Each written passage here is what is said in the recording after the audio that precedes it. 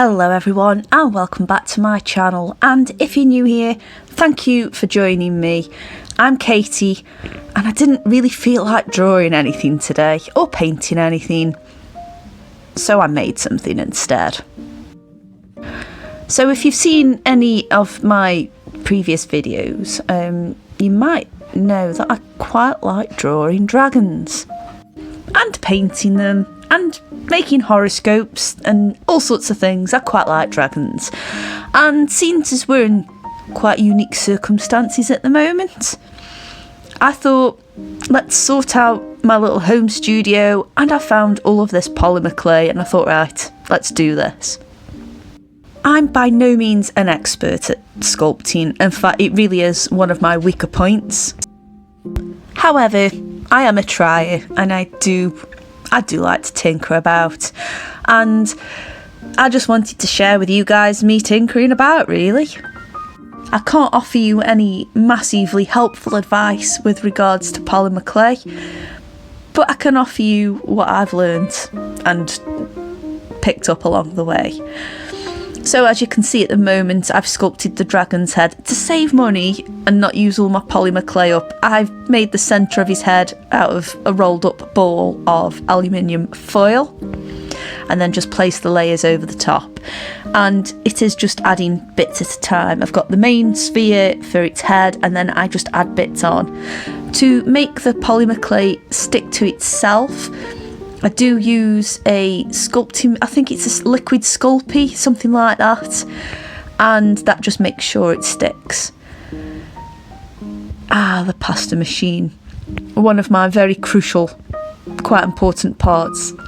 I know I said I'm not an expert at polymer clay, but I do like to have the right kit, and it does help to make some nice flat sheets of polymer clay. Oh goodness me. So for the body of the dragon, I've wrapped it around a glass jar because I want, you know, when you really need something to hold just one paintbrush, it doesn't even need to hold water in it, it just needs to hold one paintbrush. Well, that's what this dragon is for. Anyway, it's a similar principle to the head, only I've used some thick gauged sculpting wire. I don't know, I just got it from my local craft shop and I thought that'll do. Like I say, I'm not an expert, and I've just added some foil around that and secured it with a bit of masking tape, but not too much, and then added the rolled out sheet of polymer clay over it, and then I've just smoothed it all out. And what I've used to smooth it out is some propanol alcohol, can never say it right, or it'll be rubbing alcohol if you're in the States, or surgical spirit for here in the UK. Let me know in the comments which you call it. It's all pretty much the same stuff. For the arms, I just bent a couple of pieces of wire and added the clay over, and I know it sounds like I'm making it sound really simple, but it's not. This took me absolutely ages to make. And for the hands, well, the claws on this guy, it's just rolling up balls and adding them to the little arm, I suppose, and then using a nail dotting tool to sculpt and smooth things out a little bit. Speaking of tools, ones I've found really useful are dentist tools off Wish, dotting tools for nail art, and I know this is going to be really gross, but blemish tools that you can buy to dispose of any zits you might have. No, I didn't use any of these before on my face, I just saw them again on Wish, and I've picked them up from one or two drugstores or beauty product stores, and they're ideal. They're absolutely ideal. They're just great for picking little bits out. So yeah, and they're very inexpensive too, so shop around. And as well, a cocktail stick. If you're really pressed, you could do this with a cocktail stick. Anyway, I've just added the eyes in here and I'm adding a little bit extra work on the face. Now, I did try and keep this all one colour, and then I realised I hadn't got enough clay, and again, this is probably breaking about a million rules, but it's not something I pursue all the time. It's just something I do to relax. And I think during how things are at the moment. I think if you've got that time where you can just kick back and relax and either learn a new skill or improve on one, this is a great time to do it. But yes, I mixed the clay. There is some cheap stuff from a cheap art shop in the UK called The Works. I've got Sculpey mixed in there. I've got Firmo. It's all mashed up, but I made sure I mixed it thoroughly and I baked it on the lowest recommended temperature that was advised on one of the clay packs. Of course, if you're going to make one of these yourselves, just refer to the clay pack and what it says, because everyone's going to use different stuff. Now for the wings, again, a similar principle as it was to the arms, but instead of wrapping the clay around the wire, what I did was lay it on some flat rolled out clay, cut the excess off and use that to build up the wing details, and then just added some ridges in there with my nail dotting tool. It was a bit fiddly, I'm not going to lie, and I had to sort of give it a break on certain areas because the main base colour blue was using the really cheap clay, so you could overwork it for a while, so I'd have to let it cool down so I could work on it again.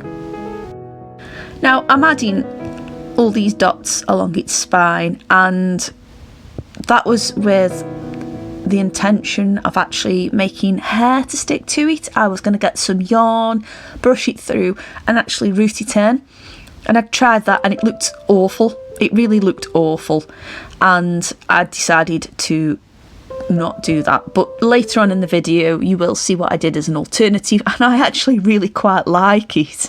I didn't think I would, and then as soon as I'd done it I'm like, oh, actually that's not too bad. So after putting the scales on, in the oven it went, and oh dear, his head fell off.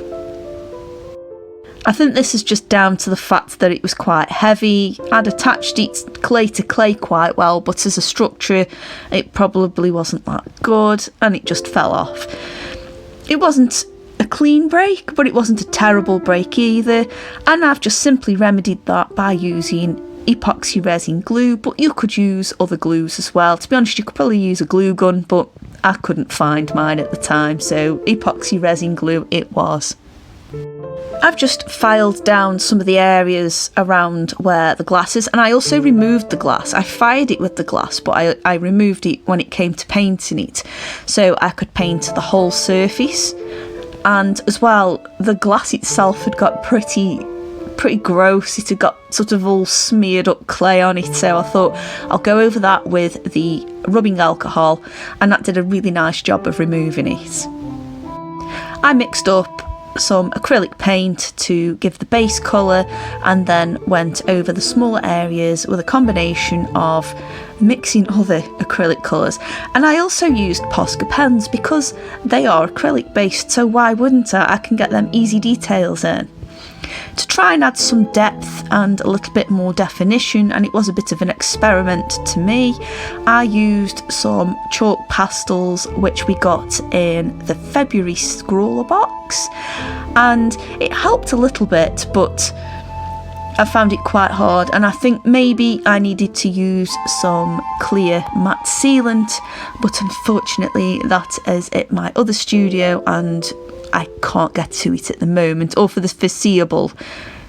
But if I do some more of these, I will try and include that and do a proper job of the chalk detailing.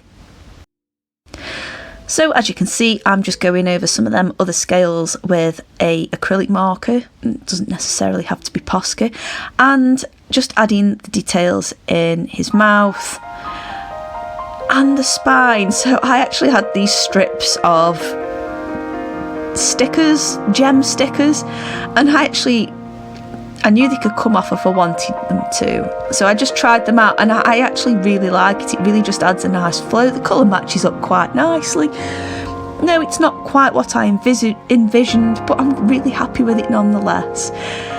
So yes, here's the final piece. I hope you've enjoyed this one. It's just been a bit of a change. It's just letting you know that it's okay to try different things. It doesn't always have to go to plan, and it's all right to have some fun learning something new. I hope you've enjoyed this video though, and I want to say thank you for watching. If you have enjoyed it, give me a thumbs up. It really does help the channel. Also, why not subscribe if you haven't already? And I'd love to hear your comments, so drop them down below. I hope you're all well out there, and I will see you on the next video. Take care, guys. Bye.